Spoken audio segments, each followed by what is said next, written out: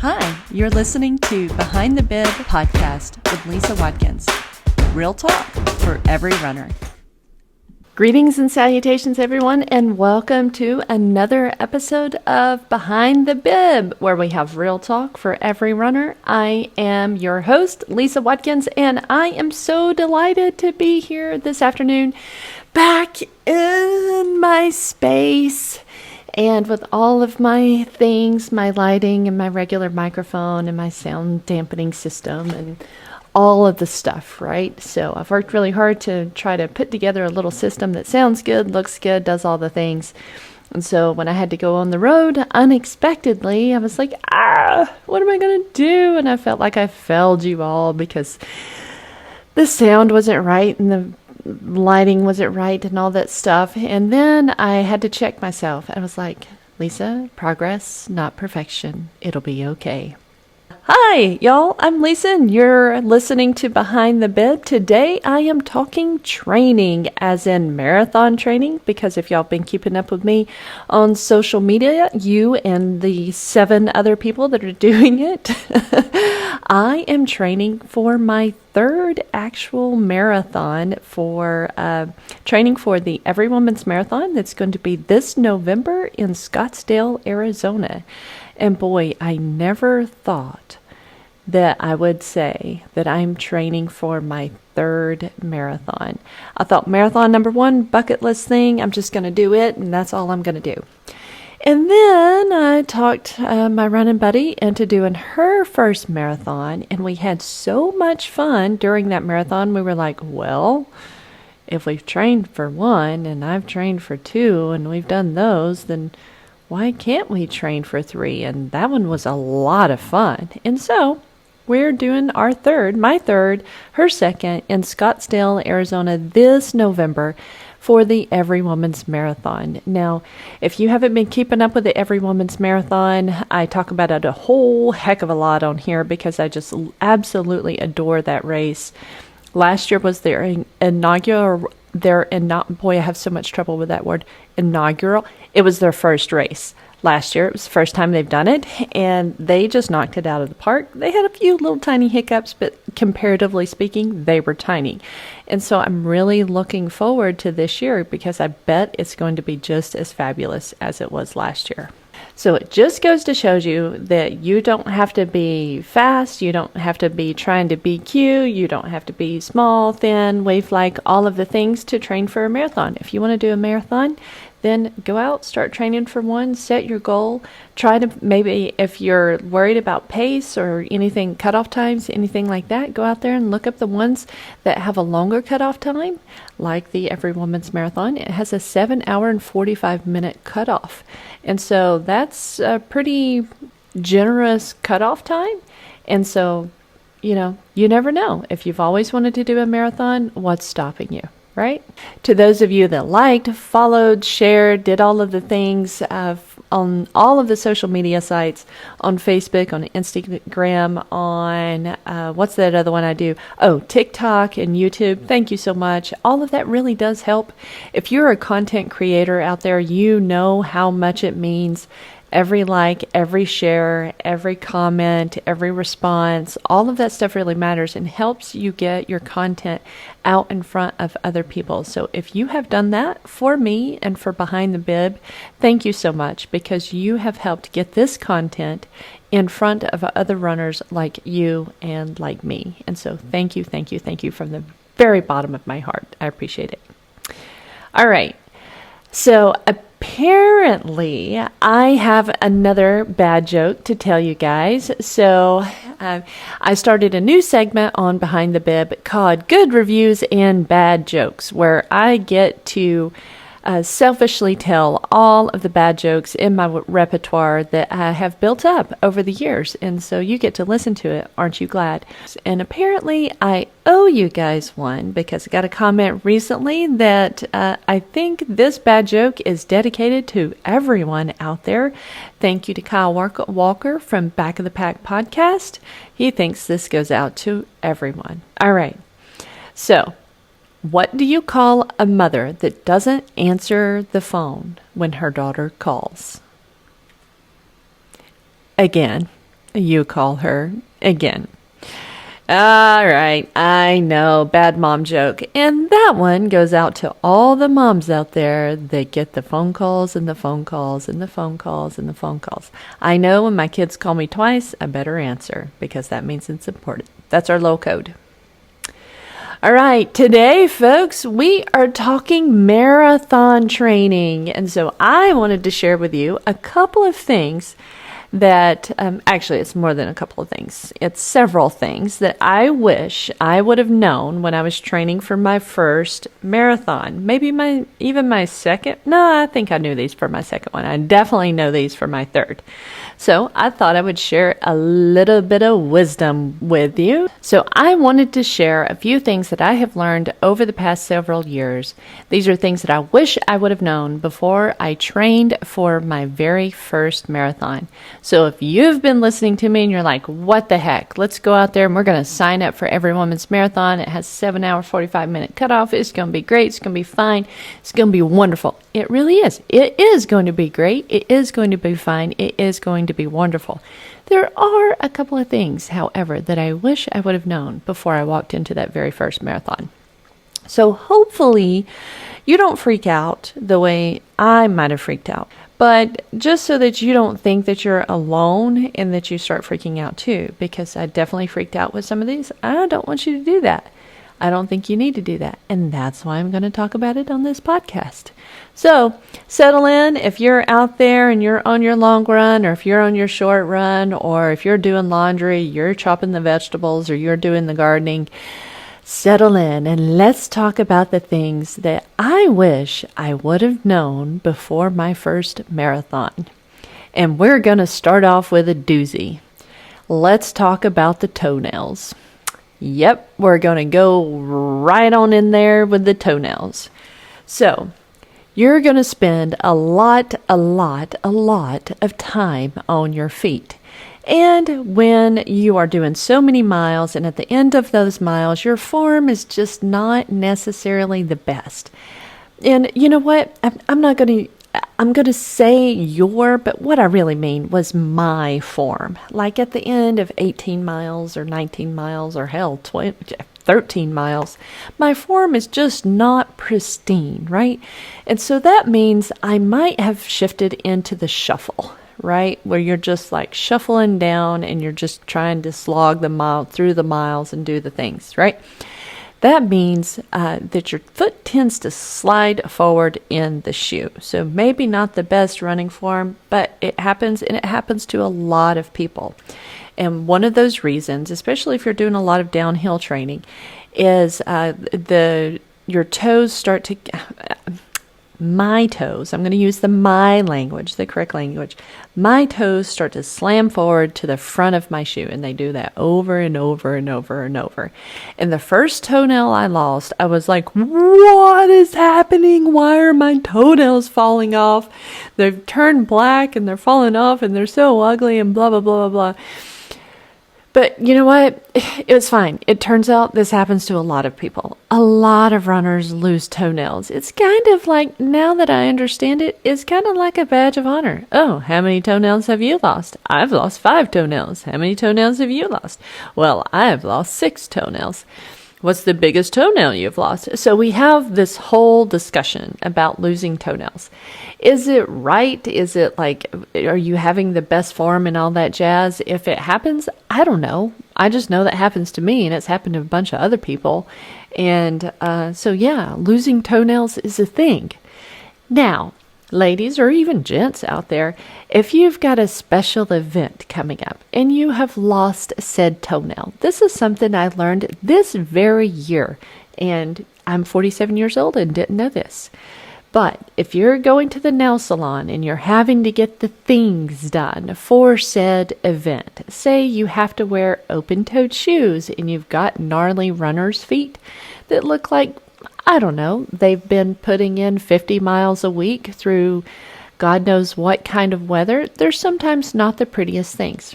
And sometimes when you're losing toenails, you just can't get the pedicure to make the things right. Well, they can actually create a toenail for you. They can use the acrylic just like they do like acrylic nails, and they can create you a little toenail and paint it, and you would never know that you have lost a toenail. So there you go. If you need to go out there and get a toenail created because you have an event, you can do that. I will say that it has like an issue, like it has to grow out, right? You can't just peel it off. You have to grow it out. So it was a little uncomfortable for me when I did this for my daughter's wedding. So I would recommend that if you can, like, don't get the toenails created back until maybe after your marathon. I don't know. That's just me. Or just wear it with honor and tell everybody on the dance floor, yeah, that's the toenail I lost because I was training for a marathon, right? I'm sure that'll go over well.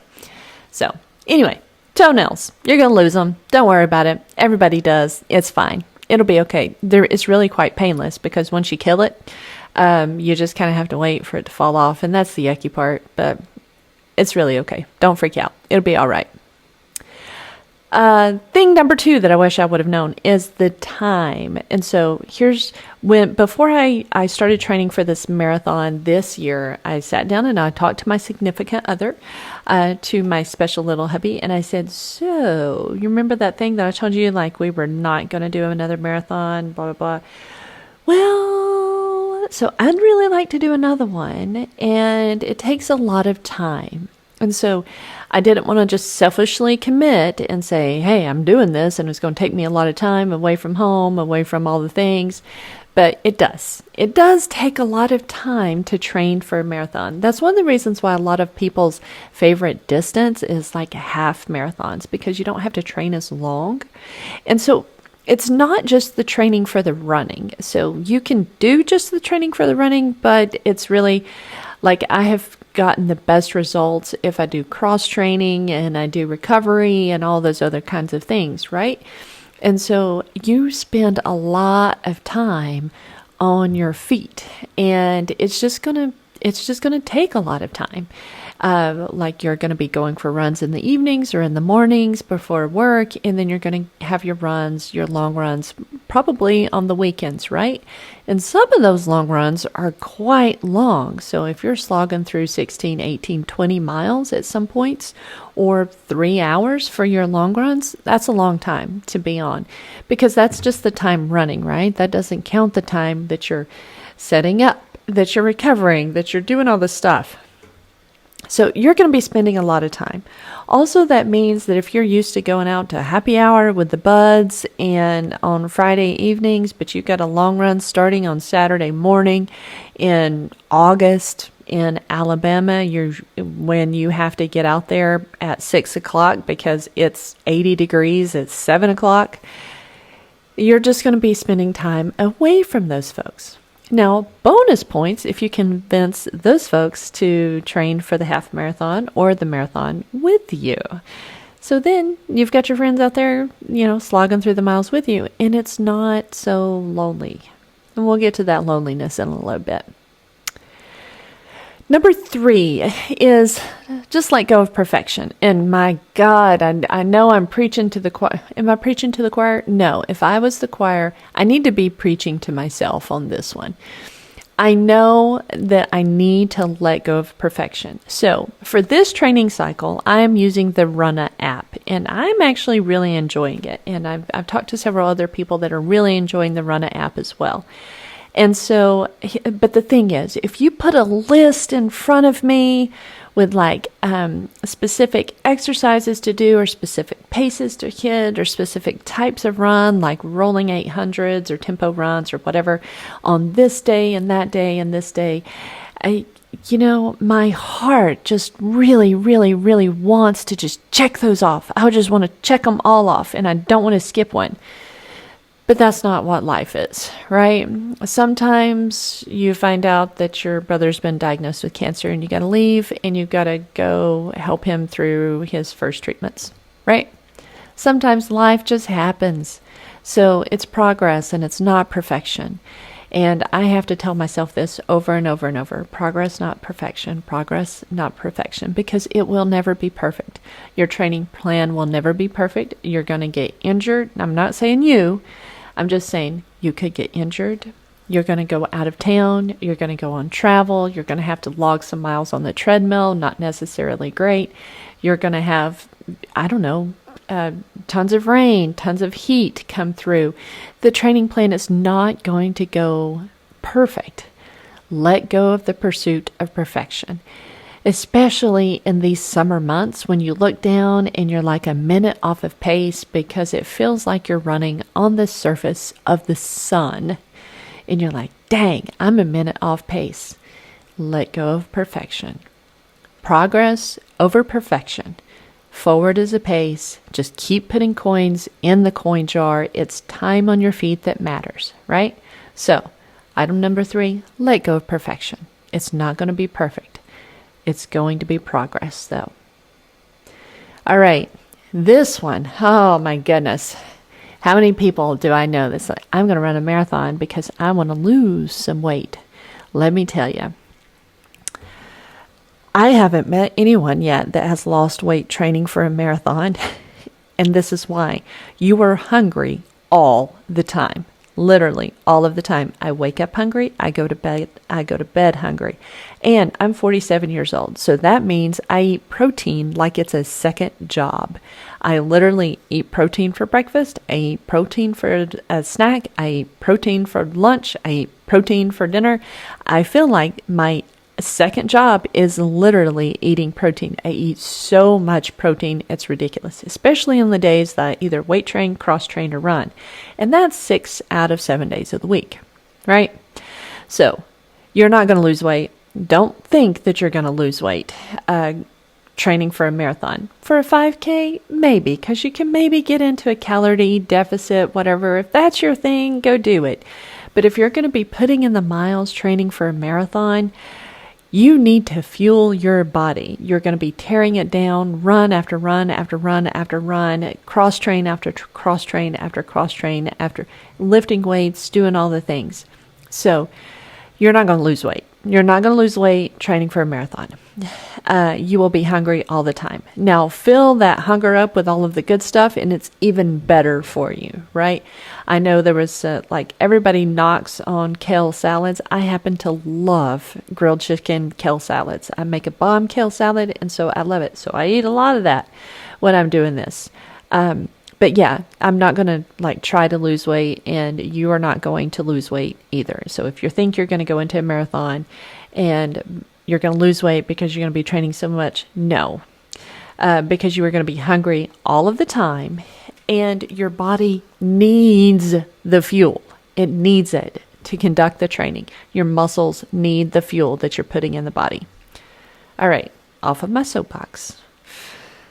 Let's talk about shoes. One of my favorite subjects. Actually, I haven't met a runner yet that does not like talking about shoes. Everybody has their favorite shoes. Right now, as you're listening to this, what's your favorite shoe? I guarantee you 3 seconds in, you had an answer. You had an answer for what your favorite shoe is. Is your favorite shoe, I don't know, is it a Tempo shoe? Is it a race shoe? Is it a carbon plate shoe?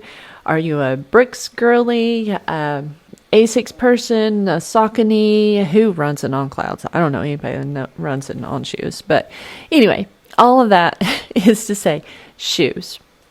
So expect to go through some shoes. I know runners that have, they have tempo shoes, they have rep shoes, they have their long run shoes, and then they have their racing shoes. I'm just little me. I have the same pair of shoes that I use for all my training runs. Is that right? Probably not, but that's what I do.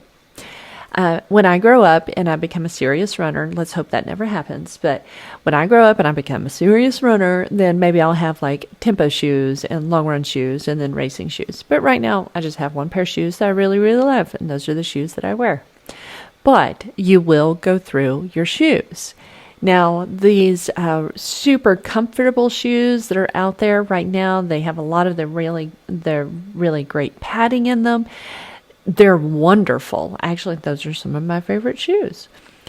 With the super padded, and but the thing is, they don't last quite as long, and so rotating your shoes around the 250-mile mark or something like that, I can usually tell when it's time to rotate my shoes out when my knees and my back start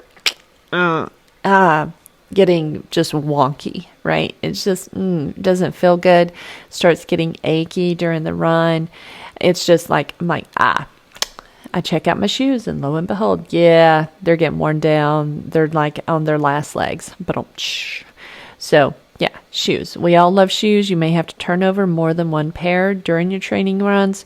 You may have to have 2 or 3 pairs. So just as you're going into this, just know that you might have to make an investment. Do not try to train for your first marathon in a pair of cheap shoes.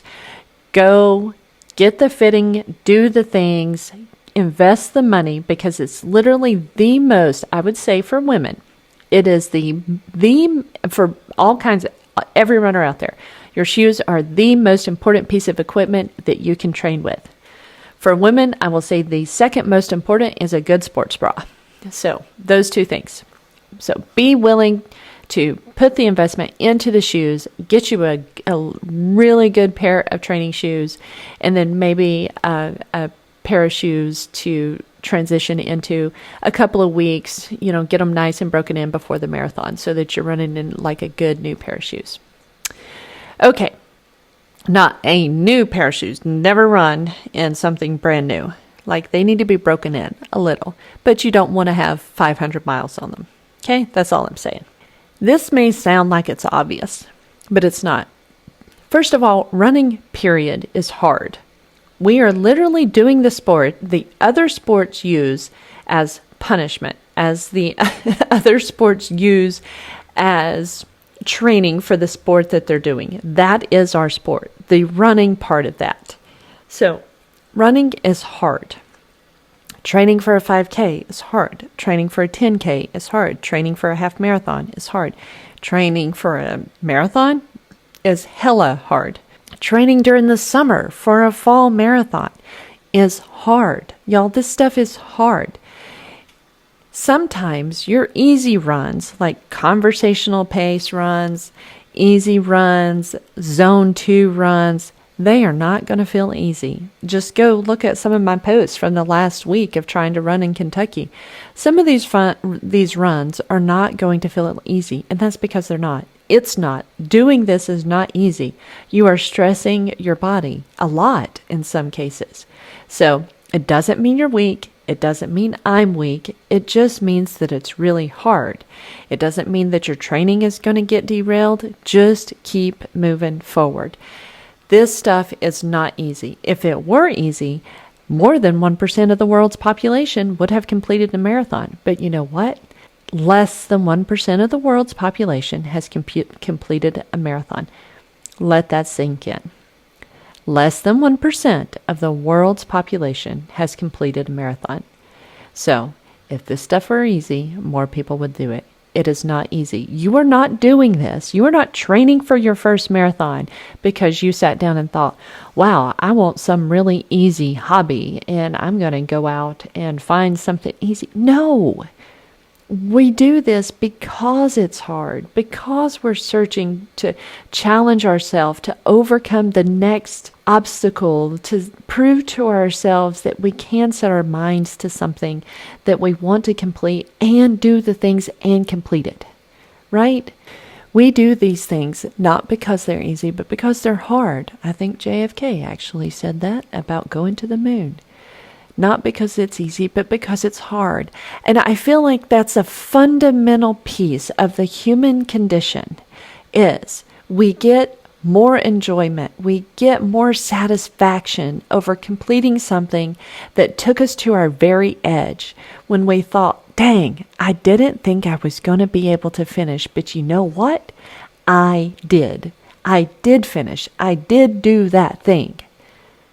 That's why we train for marathons. That's why we run. That's why we do this stuff. That's why we go through the struggle. It's just that over and over and over again. So this is not going to be easy. Don't think it's going to be. But when it gets hard, come back to your why. Why am I doing this? Do I want to be around for my kids? Do I want to have mobility with my grandkids? Do I want to decrease my chances of developing dementia, of developing cancer later in life? Like, go back to your why. When the time gets hard, when the runs get hard, when it's a total slog fest, come back to your why, because it will help. Just trying to remember the why. Why am I out here? All right. This one's a little bit obvious. Laundry. It's like, so here, we have a training something 6 out of 7 days a week. Now, if you're a girl or if you are wearing a sports bra, that means you have socks, you have shorts, you have undies, you have sports bra, you have tank tops, t-shirts, hats, whatever. I even wash my running vests. And I sometimes, if my water bottle cover gets gnarly, I wash it too. That means 6 out of 7 days of the week, I have a change of clothes for the workday, and I have the whole outfit for the workout that afternoon. It's just a lot of laundry, y'all, and I absolutely hate doing laundry, and thank God I have a partner that helps me with it. But it is a lot of laundry. It's fine. Just know it going in. I was like just surprised. You have one of two things. Either do more laundry or buy more stuff. You're probably going to do both when it comes down to it. I did. That's how I handled it. I just bought more black shorts. All right. And let's see. I don't even know what number are we up to. I think we're up to 8. We are up to number 8. Oh, and this is a big one, because the first time you step in the shower and you turn around and you're like, oh my God, it feels like somebody set a hot poker to your back where your sports bra has maybe chafed the hell out of you. The next thing that I want you to understand, or that I wish I would have known, is chafing is so real, especially in the summertime. And let me tell you why you chafe.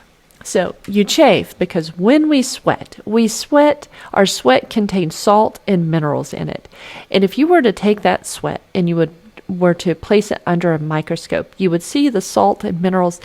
They have like this little crystalline structure, right? And as that little crystalline structure rubs against your skin over and over, it creates all of these little tiny micro scratches. Those scratches build up and you chafe. That's what chafing is these little tiny scratches all over. So you are going to chafe. Now, I used to think, like, if you've got the chub rub between the thighs, or I call the chicken wings, you get the chub rub on the chicken wings, or like right around your sports bra. I was like, it's just something you have to deal with. No, there are things that help you with this, people.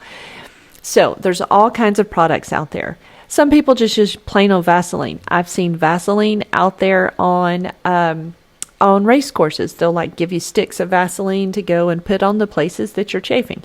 That's fine and dandy. Vaseline works just fine. Now, my favorite happens to be Body Glide. So it just comes in the stick form. There's also like a cream, kind of like a sunscreen form, but I don't like it as much. I like the stick, like a stick deodorant. It just goes on really easy. So I like Body Glide. I know lots of people like the squirrel nut butter. There's all kinds of these chafing things out there. So go out if you are chafing. Also for runs, I'll put it like between my toes. I'll put it on the bottoms of my feet, anywhere that I'm getting that I might be getting hot spots on my run. I do my sports bra, like where my sports bra hits. I do like the chub rub on the legs. You do your chicken wings, do on your back where the hooks are, all of that kind of stuff. Just like lube it all down, because you will thank me later when you get in the shower and you don't have to scream because there's no chafing. So chafing is a thing, especially during the summer, especially with as much as we're sweating. So go out, get the stuff. I will warn you. So there are 2 kinds of Body Glide. Well, I guess there's more than 2 kinds. So if you get the stick Body Glide, there's the blue one and then there's the pink one. This pink one, in some cases, you will pay the pink tax for it. In some cases, the pink Body Glide is $1 more than the blue original formula Body Glide. It is the same exact formula. So, if you want to pay $1 more and get the pink bottle or the pink whatever stick, then you can. But just know that it's the same exact stuff as the blue one. Okay, chafing. Now, the final thing that I wanted to tell you about, and this is an important one.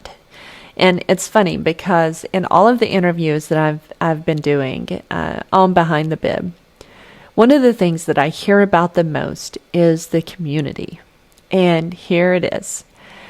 One of the things I wish I would have known before I trained for my first marathon is how lonely it can be if you don't have a community. So I trained for my first full marathon and my first, 4 or so half marathons by myself.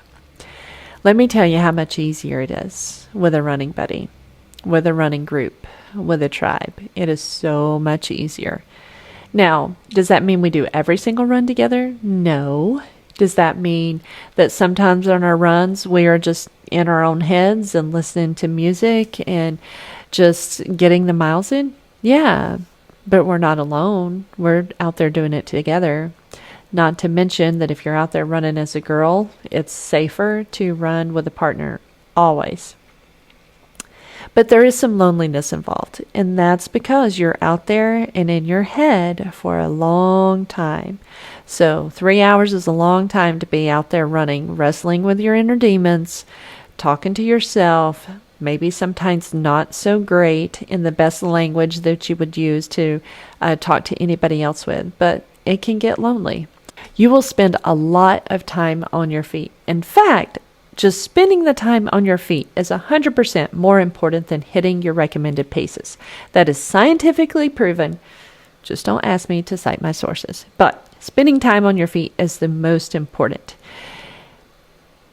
It still counts. There's still hay in the barn. There's still coins in the coin jar. There's still cookies in the cookie jar, which is actually my favorite analogy. But this much time on your feet comes with loneliness. You're going to get time to yourself. So you better start liking yourself and you better start talking to yourself nicely. And just think, the next time you're out there and you start drilling down into some bad, deep wells in that psyche, one of the things I like to think about, and shout out to my daughter who actually taught me this. What would you say? Like, imagine yourself as little, I'm going to say 10-year-old Lisa, right? When you're out there and you're having, because I can have some negative self-talk just like anybody else can out there. I can have some negative self-talk. And when you get out there and you're like, but what would you tell, little 10-year-old Lisa, little 10-year-old Amanda, 10-year-old Michelle, 10-year-old Christy? Would you talk to her, to them, the way that you're talking to yourself right now? No. So, get to liking yourself, because you're going to be spending a lot of time out there with yourself. It can be lonely. And my recommendation is go find a running buddy. Go find somebody else that's training, like that's kind of your pace, that likes to jam the way you jam. Somebody that you're talking, that you're cool talking with, spending 3-hour runs with. Somebody that you're cool talking about pooping in the woods with. Who knows? But I recommend you find a running buddy, that you find a community. This running community is one of the hands down best communities I've ever been a part of. And if you don't know where to go, there's lots of runs here in Huntsville that you can start to find people. So just reach out. I'll link it down below. Actually, I'm fixing to talk about it here in just a second on how you can find more about that. But there it is. It can be a little bit lonely. Find a running buddy and start to talk kindly to yourself, because you're going to be spending a lot of time out there. All right, folks. So those were some things that I wish I would have known before I started training for my very first marathon. And I'm going to be speaking these to myself. Maybe I'll put this podcast on as I am out there training. Be like, Lisa, remember what you said? Do the things. All right. Hopefully that was helpful to you, as it was helpful to me writing it, preparing for this episode, and hopefully you can take some of those things to heart.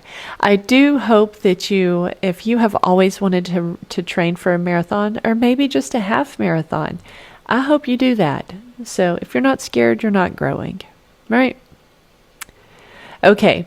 Recently, I had opened up one of the wonderful editions of the Huntsville Runs newsletter put out by Will Nevin. Speaking of that newsletter, if you haven't signed up, head over to huntsvilleruns.com, put in your email address, and you can receive this newsletter too. There's no cost, there's no charge.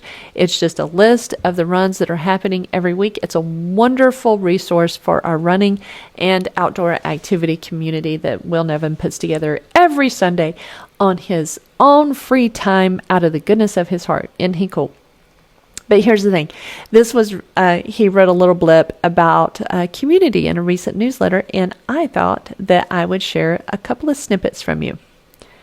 So he says, let's chat about community. And I won't read this word for word. I'll take a couple of pieces out. But he wanted to chat about community. Community is not made in an instant or at the fleeting touch of an AI button. It's built, not generated. Look for the leaders who are helpers, those who serve rather than dictate. Find those with a history of doing the things that need to be done for the benefit of all, and follow them. Could not agree more.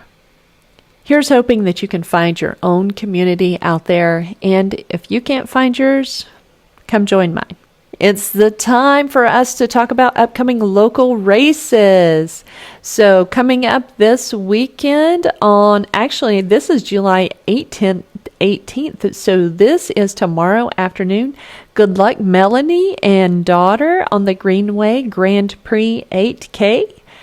Also coming up on July 26th. I'm running out of time. I need to get my costume. It's the PGB Corporate 5K Gold Star Aloha Run edition. That was the episode that I talked to Jose about last week. So if y'all have ideas, man, I had one really great costume, but then I found out it was superheroes versus villains, and my costume wasn't that. And so now I'm coming up blank, and I need help on my costume. And it has to be 2 people, because it's going to be me and my run buddy. So anyway, if you have any ideas on that costume, let me know, because I need some help. All right. Also coming up, boy, we're almost into August. Can you believe that? It's the Greenway Grand Prix 10K. It's the final race of that whole big series where they started out on the Greenways. So that's coming up on August the 1st. And then later in August, you've got Running of the Bulls 5K and 1 mile fun run. That's on August 23rd. And then the Race for Justice, which is the 5K, 10K. And this one has a really cool option that you're going to hear about in an upcoming episode with the wonderful Jerry Plain. And if you're not wanting to do one of these local 5Ks or 10Ks, there's always the Saturday park run that occurs out there on Hayes Farm. Alistair Marshall is doing a wonderful job putting that together every Saturday morning. It is a free timed 5K flat course run out there with course support and marshals, no runner left behind. It really is wonderful. So if you're interested in participating in that, I will put the link down below to register for Park Run. There's no cost. You just have to register to attend, just so he knows kind of how many people are coming. All right, guys, y'all stay cool out there. We are in a heat advisory until, I don't know, December, I think. So take your salt, your pickle juice, your electrolytes, all of those things. Let go of your pace. I'm also speaking to myself when I say that. Let go of your pace expectations during this crazy heat. It's just not going to be there, and you just want to be safe too. Right? This is all going to pay off in the fall. The PRs are going to come in the fall. Don't worry. It's coming. It will all pay off.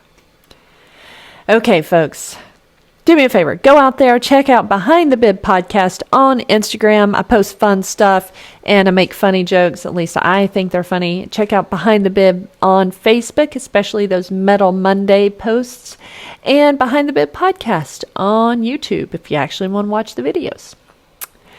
Thank you so much for being here, everyone. Let's keep showing up for each other, whether you are first, whether you are last, or whether you are somewhere in between. I will see you next time. We're Behind the Bib. Y'all take care. Bye-bye. You've been listening to Behind the Bib, where we have real talk for every runner.